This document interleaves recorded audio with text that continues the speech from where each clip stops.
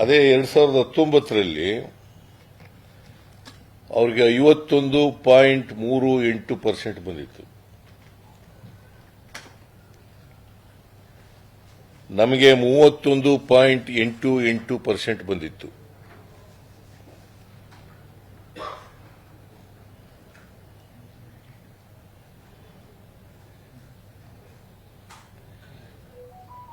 So ನಾನು 2019ಕ್ಕಿಂತ ನಮ್ಮ percentage ಅನ್ನು ಹೆಚ್ಚು ಮಾಡ್ಕೊಂಡಿದ್ದೀವಿ. ವೋಟಿಂಗ್ ಶೇರ್ ಇದೆಯಲ್ಲ, ನಮ್ಮ ವೋಟಿಂಗ್ ಶೇರ್ ಹೆಚ್ಚಾಗಿದೆ. ಅವರು 51.38ರಿಂದ 46.04ಕ್ಕೆ ಬಂದಿದ್ದಾರೆ. ಅದು ಅಲಯನ್ಸ್ ಮಾಡಿಕೊಂಡು, ಜೆಡಿಎಸ್ ಜೊತೆ ಅಲಯನ್ಸ್ ಮಾಡಿಕೊಂಡು, ಬಿಜೆಪಿ 46.04, ನಾವು 45.34, ಜೆಡಿಎಸ್ 5.72 ಅಂದ್ರೆ ಎರಡು ಸೇರಿಸಿದ್ರೆ ಜಾಸ್ತಿ ಆಗುತ್ತೆ.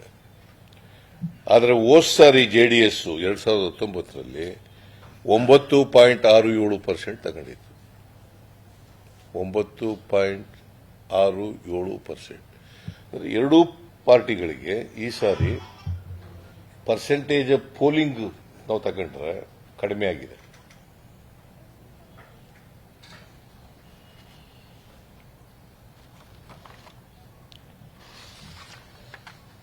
ನಾನು ಯಾಕೆ ಹೇಳ್ತಾ ಇದ್ದೀನಿ ಅಂದ್ರೆ, popular votes of BJP and JDS has been reduced when compared to 2019 Lok Sabha election.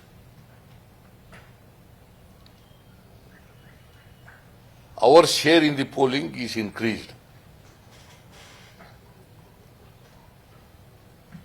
That is my intention.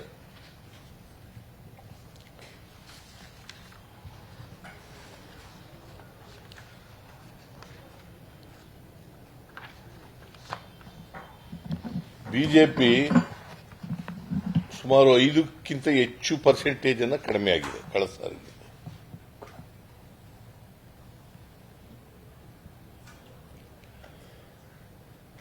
ನನಗಂತೇಳಿ ಬಹಳ ಹಿಗ್ಬಿಟ್ಟಿದ್ದೀನಿ ಅಂತಲ್ಲ,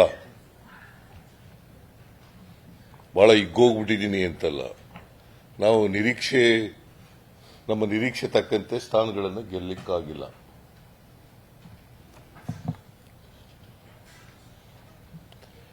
ದೇಶದಲ್ಲೂ ಕೂಡ ಕಾಂಗ್ರೆಸ್ಸಿನ ವೋಟಿನ ಪ್ರಮಾಣ 3% ಜಾಸ್ತಿ ಆಗಿದೆ.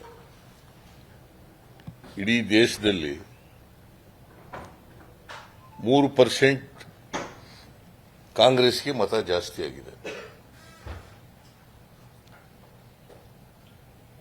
ಯಾಕಂದ್ರೆ ಭಾರತೀಯ ಜನತಾ ಪಕ್ಷದವರು ಅಧಿಕಾರದಲ್ಲಿದ್ದರು, NDA ಅಧಿಕಾರದಲ್ಲಿತ್ತು. ಮತ್ತೆ ಎಲ್ಲರೂ ಕೂಡ ನರೇಂದ್ರ ಮೋದಿ ಅವ್ರ ಮುಖ ನೋಡಿ ವೋಟ್ ಕೊಡಿ, ನರೇಂದ್ರ ಮೋದಿ ಅವ್ರ ವೋಟ್ ಕೊಡಿ ಅಂತ ಕೇಳ್ತಾ ಇದ್ರು. ನರೇಂದ್ರ ಮೋದಿ ಅವ್ರ ಮುಖ ನೋಡಿ ವೋಟ್ ಕೊಡಿ ಅಂತ ಕೇಳಿದ್ರು. 2019ರಲ್ಲಿ 303 ಸ್ಥಾನಗಳನ್ನು ಗೆದ್ದಿದ್ರು. 2019ರಲ್ಲಿ 303 ಸ್ಥಾನಗಳನ್ನು ಗೆದ್ದಿದ್ರು. 2014ರಲ್ಲಿ 282 ಗೆದ್ದಿದ್ರು. ಈ ಸಾರಿ ಎಷ್ಟು ಗೆದ್ದಿದ್ದಾರೆ? 240 ಗೆದ್ದಿದ್ದಾರೆ.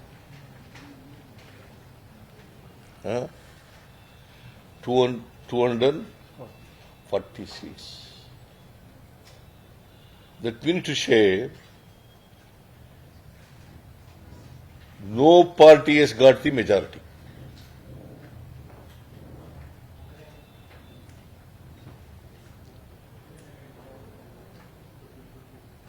No party has got the majority. 240 ಅಂತ 272 ಬರಬೇಕು ಮೆಜಾರಿಟಿಗೆ.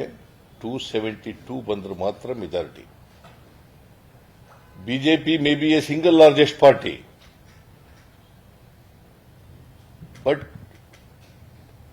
it has not got the simple majority.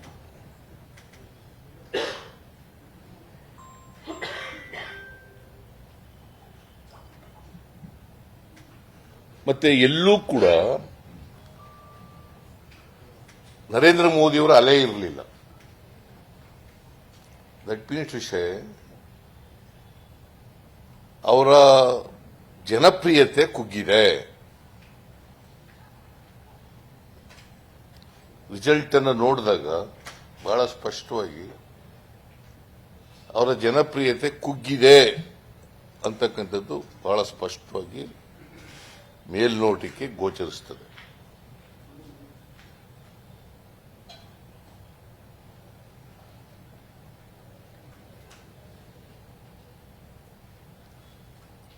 ಸರ್ಕಾರ ಅವ್ರು ಮಾಡ್ತಾರೋ ಬಿಡ್ತಾರೋ ಅದು ಗೊತ್ತಿಲ್ಲ ನನಗೆ. ಇನ್ನ ಯಾರು ಮಾಡ್ತಾರೆ ಸರ್ಕಾರನ ಅಂತಕ್ಕಂಥದ್ದು ಗೊತ್ತಿಲ್ಲ. But BJP has no simple majority to form the government headed by Mr. Narendra Modi.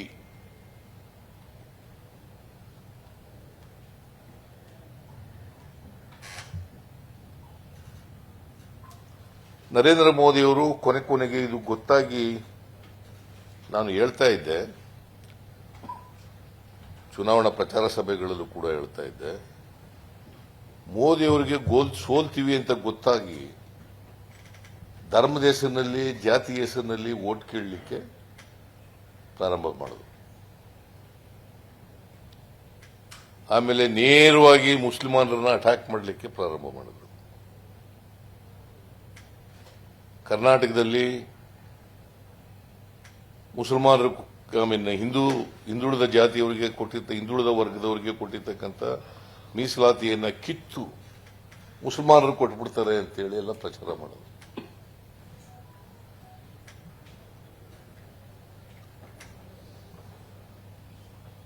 ಅವ್ಯಾವು ಕೂಡ ವರ್ಕೌಟ್ ಆಗಲಿಲ್ಲ. ಸುಳ್ಳುಗಳು,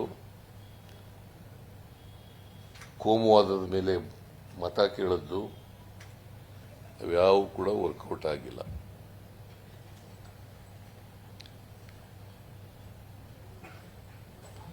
ಇಂಡಿಯಾ ಗ್ರೂಪ್ಸ್ಗೆ ಸುಮಾರು 134-135 ವೋಟ್ಗಳು ಸ್ಥಾನಗಳು ಜಾಸ್ತಿ ಆಗಿದೆ.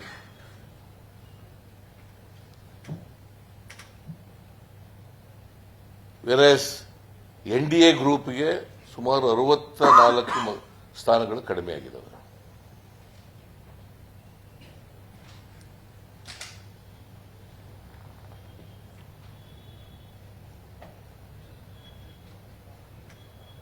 It's a defeat of the BJP at the national level, not here.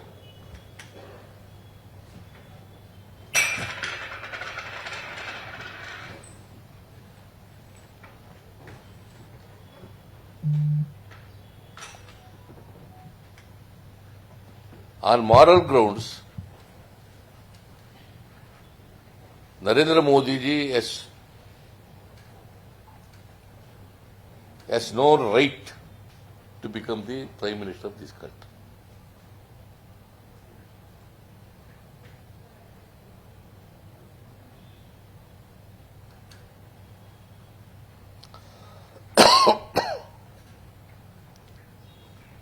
ಅವರು ಎಲ್ಲ ರೀತಿ ಚೀಫ್ ಮಿನಿಸ್ಟರ್ಗಳನ್ನ, ಮುಖ್ಯಮಂತ್ರಿಗಳನ್ನ ಜೈಲಿಗೆ ಕಳಿಸಿದ್ರು, ಇಡಿ ಉಪಯೋಗಿಸಿದ್ರು, ಇನ್ಕಮ್ ಟ್ಯಾಕ್ಸ್ ಡಿಪಾರ್ಟ್ಮೆಂಟ್ ಉಪಯೋಗಿಸಿದ್ರು, CBI ಉಪಯೋಗಿಸಿದ್ರು, ಏನೆಲ್ಲ ಮಾಡಿದ್ರು, ಮಾಡಬಾರ್ದು ಇದೆಲ್ಲ ಎದುರಿಸಿದ್ರು, ಬೆದರಿಸಿದ್ರು, ಜೈಲಿಗೆ ಕಳಿಸ್ತಕ್ಕಂಥ ಕೆಲಸ ಮಾಡಿದ್ರು. ಕೋಮುವಾದದ ಮೇಲೆ, ಧರ್ಮದ ಆಧಾರದ ಮೇಲೆ ವೋಟ್ ಕೇಳಲಿಕ್ಕೆ ಪ್ರಾರಂಭ ಮಾಡಿದ್ರು, ಜಾತಿ ಆಧಾರದ ಮೇಲೆ ವೋಟ್ ಕೇಳಲಿಕ್ಕೆ ಪ್ರಾರಂಭ ಮಾಡಿದ್ರು. As A matter of fact, ನಿಮ್ಗೆ ಅಯೋಧ್ಯೆಯಲ್ಲಿ ಇವರು ಗೆದ್ದಿರೋದು ಯಾರು? ಸಮಾಜವಾದಿ ಪಾರ್ಟಿ ಗೆದ್ದಿರೋದು. ಅಯೋಧ್ಯೆ ಇವರೊಬ್ಬರೇ ಹೋಗಿ ಪೂಜೆ ಮಾಡಿದ್ರಲ್ಲ, ಇವರು ಮತ್ತೆ ಯಾರವರು ಜೋಗಿ ಇಲ್ಲ, ಅವನು ಕರ್ಕೊಂಡು ಹೋಗಿಲ್ಲ. RSS ನ ಮೋಹನ್ ಭಾಗವತ್ ಏನು ಇವರೇ ಇದು ಮಾಡ್ತಾ ಇದ್ರಲ್ಲ, ಅಲ್ಲಿ ಬಿಜೆಪಿ ಅಭ್ಯರ್ಥಿ ಸೋತಿದ್ದಾರೆ. ಲಲ್ಲೂ ಸಿಂಗ್ ಅಂತ ಎಂತಿದ್ರು ಒಬ್ರು ಬಿಜೆಪಿ ಅವರು.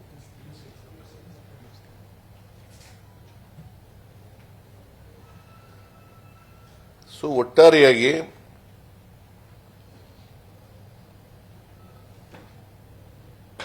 ಬಿಜೆಪಿಗೆ ನನ್ನ ಪ್ರಕಾರ ದೊಡ್ಡ ಹಿನ್ನಡೆಯಾಗಿದೆ.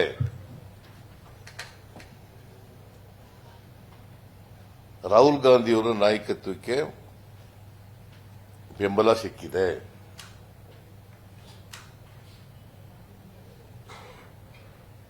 ಅವರು ಮಾಡದಂತ ಪಾದಯಾತ್ರೆ, ರಥಯಾತ್ರೆ,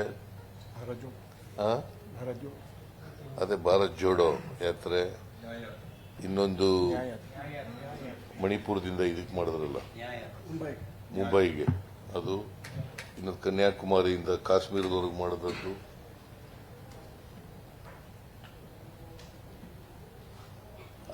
ಹಾಗಾಗಿನೇ ಇಂಡಿಯಾ ಪಾರ್ಟ್ನರ್ಸ್ಗೆ ಜಾಸ್ತಿ ಸ್ಥಾನಗಳು ಬಂದಿರತಕ್ಕಂಥದ್ದು. ಆಮೇಲೆ ಪರ್ಸೆಂಟೇಜ್ ಆಫ್ ವೋಟ್ಸ್ ಕಾಂಗ್ರೆಸ್ದು ಕೂಡ ಇನ್ಕ್ರೀಸ್ ಆಗಿರೋದು.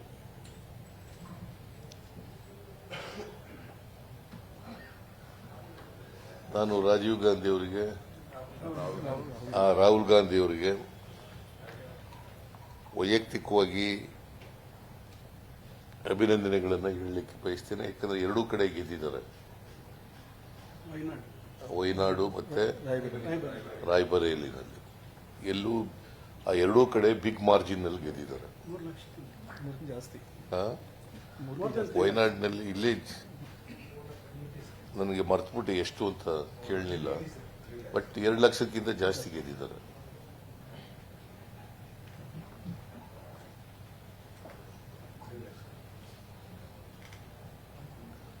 ಅದರಿಂದ ಮತದಾರರು, ಯಾಕಂದ್ರೆ ರಾಹುಲ್ ಗಾಂಧಿ ಅವರು ಬಹಳ ಸ್ಪಷ್ಟವಾಗಿ ಪ್ರಜಾಪ್ರಭುತ್ವ ಉಳಿಸಿ, ಸಂವಿಧಾನ ಉಳಿಸಿ ಅಂತೇಳಿ ಜನರ ಮುಂದೆ ಮನವಿ ಮಾಡ್ತಾ ಇದ್ರು. ಅವರ ಭಾಷಣದಲ್ಲೆಲ್ಲ ಕೂಡ ಸಂವಿಧಾನ ಹಿಡ್ಕೊಂಡೇ ಭಾಷಣ ಮಾಡ್ತಿದ್ರು. ಸಂವಿಧಾನದ ಕಾಪಿ ಹಿಡ್ಕೊಂಡೇ ಭಾಷಣ ಮಾಡ್ತಾ ಇದ್ರು. ಸಂವಿಧಾನ ಉಳಿಸಿ, ಪ್ರಜಾಪ್ರಭುತ್ವ ಉಳಿಸಿ, ದೇಶದಲ್ಲಿ ಸಂವಿಧಾನ ಸಾಮರಸ್ಯ ಕಾಪಾಡಿ ಅಂತೆಲ್ಲ ಹೇಳ್ತಾ ಇದ್ರು. ಸೊ ಸೆಕ್ಯುಲರಿಸಂ ಮೇಲೆ ವೋಟ್ ಕೇಳ್ತಾ ಇದ್ರು ಜನ.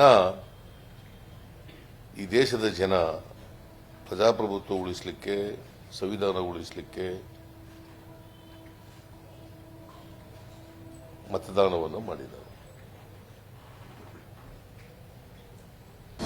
ಅನುಕ್ಷಣದ ಸುದ್ದಿಗಳಿಗಾಗಿ ವಿಸ್ತಾರ ನ್ಯೂಸ್ ಯೂಟ್ಯೂಬ್ ಚಾನೆಲ್ ಸಬ್ಸ್ಕ್ರೈಬ್ ಮಾಡಿ. ಹೊಸ ಸುದ್ದಿಗಳ ನೋಟಿಫಿಕೇಶನ್ಗಾಗಿ ಬೆಲ್ ಐಕಾನ್ ಕ್ಲಿಕ್ ಮಾಡಿ. ಲೇಟೆಸ್ಟ್ ಅಪ್ಡೇಟ್ಸ್ಗಾಗಿ www.vistaranews.com ವೆಬ್ಸೈಟ್ಗೆ ವಿಸಿಟ್ ಮಾಡಿ. ಅಂಗೈಯಲ್ಲೇ ಜಗತ್ತಿನ ಸುದ್ದಿ ತಿಳಿಯಲು ವಿಸ್ತಾರ ನ್ಯೂಸ್ ಕನ್ನಡ ಆಪ್ ಡೌನ್ಲೋಡ್ ಮಾಡಿ.